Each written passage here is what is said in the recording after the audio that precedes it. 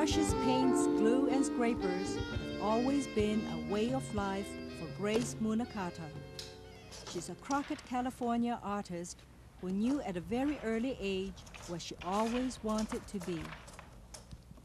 When I was a kid, I loved to draw, and I watched my dad do it, and from the time I was about 6, I decided I wanted to be an artist. So I think from a real early age, I had this sense of drawing and painting being something very legitimate, and something very interesting and kind of mysterious and magical. That you start with a blank piece of paper, a couple of marks, all of a sudden you have this kind of image that it's not just sort of representing something, but maybe contains something of the sort of spirit of the thing. Well, my father, did the brush painting, so that's kind of more clear,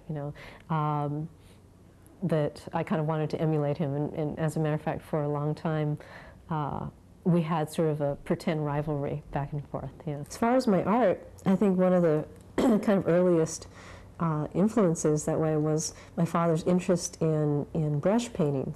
Because I remember it being a real kind of fascinating experience. I was about 4 or 5, so I remember I was kind of tall enough to peek over the edge of the table. And there would be this sort of Formica kitchen table, which was also my dad's office in the evening. And all these Japanese men would come over, one of whom was kind of the master painter. And they all had their books, and on one side there would be the teacher's example, and then they would go ahead and do their own.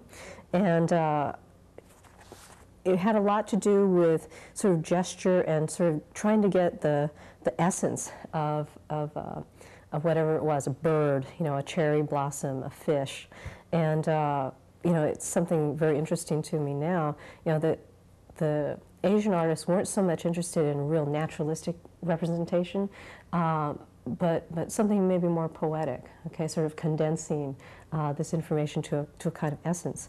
And of course I wasn't thinking like that when I was 5 years old, but it was more this, wow, look, Dad's making this horse, or, and I would sit there and sit next to him. And sometimes, while this was all ongoing, I would ask him to make things for me, like, Dad, make me a mouse. And so in the margin of his paper, he would have these little characters going on. While following her father's love of paints and brushes, Grace Munakata grew up in Monterey, California. She's a third-generation American and had a normal American childhood. But that wasn't the case with her parents. My parents were born in Washington, my mother in Yakima, and my father in Thomas, Washington, but they didn't meet until after they had both returned from Japan. Both of them were Kibei, which means that they were born in the United States but educated in Japan, and really most of their enculturation happened in Japan because they came back as kind of teenagers when they were about 15, 17 years old. My father, both of my parents were interned, from Seattle, first to the Puyallup Assembly Center, which was a racetrack, and then on to Tule Lake.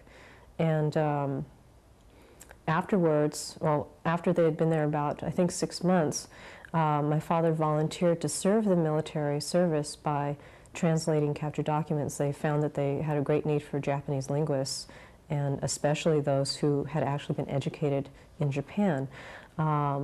So he went on to work translating documents, teaching these Asian American soldiers Japanese so that they could interrogate prisoners of war and so forth and coax them out of these sort of foxholes. And he continued working for the government after the war. And I don't know, but I would suspect that would be sort of difficult to breach. Like most American families with an internment experience, stories of the camps and the parents' families weren't openly mentioned. I don't really know specifically why they never talked about their background. I suspect that the war probably created a real kind of separation, because I believe his siblings were living in Japan when war was declared between Japan and the United States. Right after my parents died, which happened when I was about 23 in 1981, and they both died very suddenly, sort of a month apart. And of course, it was sort of a real wrenching experience. And I think because maybe partially because of their experiences during the war and the internment and so forth, they never gave us much information about their backgrounds. So my father's the most mysterious to me because I don't even know how many brothers and sisters he had. For Grace Munakata, not knowing the history of her parents' families evolved into a period of questioning and searching. I know very little about my father's family, more so about my mother's family. I know that his father was also living in Washington, and I have the sense that he lost his mother when he was fairly young. But it's sort of interesting. I feel like a lot of my work is almost about fragments of memories. I don't know that I'm trying to find more out about my background in a literal sense of, say, sort of historical facts and family trees. But I do feel that, in a way, it's not so much a specific influence on my art, but that it's sort of an attitude almost, somewhat a feeling of dislocation. While feeling lost because she knew almost nothing of her father's